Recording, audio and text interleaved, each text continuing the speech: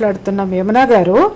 అసలు ఇతను మాట్లాడాడు బజారు మహిళ అన్నాడు. ఇతనికి ఏమి హక్కు ఉంది? హక్కు లేదు. ఆ మహిళ కాదా? ఇతగాడు దిగజారుడు తనంగా మాట్లాడాడు.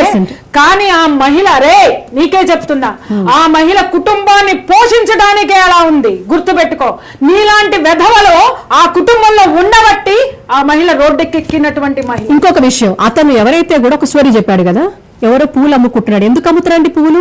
కాయకష్టం చేసి పొట్ట తిప్పుల కోసం, పొట్ట నింపుకోవడానికి పువ్వులు అమ్ముకుని బతుకుతున్న ఒక బడుగు బలహీనంగా ఉన్న ఒక వ్యక్తి, ఆర్థికంగా వెనకబడిన వ్యక్తి, కష్టపడి సంపాదనతో పువ్వులు అమ్మి నా కుటుంబాన్ని నన్ను పోషించుకుంటానన్న ఒక వ్యక్తి నిన్ను సహాయం అర్థిస్తే ఆ వ్యక్తికి నువ్వేం చెప్పావంటే నీకు ఇక్కడ ఏం దొరకదు పో అంటున్నావు. అంటే నువ్వు ఒక దీనార్థులను ఎవరైతే కూడా శరణం కోరుకున్న వాళ్ళు, నిన్ను శరణం అన్నాడుగా. అంటే ఏమడిగాడు?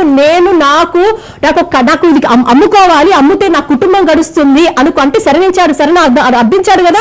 మరి నువ్వేం చెప్తావు? శరణార్థులకు దీనార్థులకు మేము ఉన్నామన్న మీరు ఒక పొట్ట కోసం, తన పొట్ట తిప్పల కోసం కష్టపడుతున్న ఒక వ్యక్తి నువ్వు ఒక సహాయం అర్థిస్తే ఆ వ్యక్తికి నువ్వేం చెప్తావంటే ఇక్కడ నీకు ఏం దొరకదు అని చెప్తే సరి, అక్కడ వరకు ఆగిపోలేదు.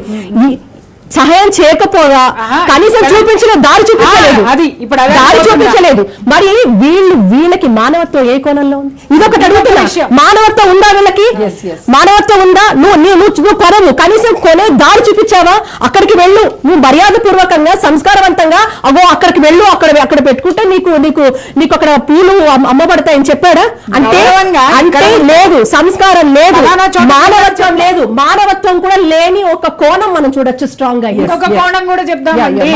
మల్లెపూలు అమ్మే వాళ్ళందరూ ఎవరికి అమ్ముతున్నారని చెప్తున్నారు అంటే వాళ్ళని కించపరిచినట్టు కాదా? వాళ్ళ ఆత్మాభిమానం దెబ్బతిన్నట్టు కాదా? మందిని ఇన్వాల్వ్ చేశాడు అతను. ఎగ్జాక్ట్లీ. రైట్. మాట్లాడేటప్పుడు పెద్ద మనిషికి తెలియలా. ఏ చిలకలూరిపేటలో ఈ పాస్టర్ శాలం రాజు ఇలాంటి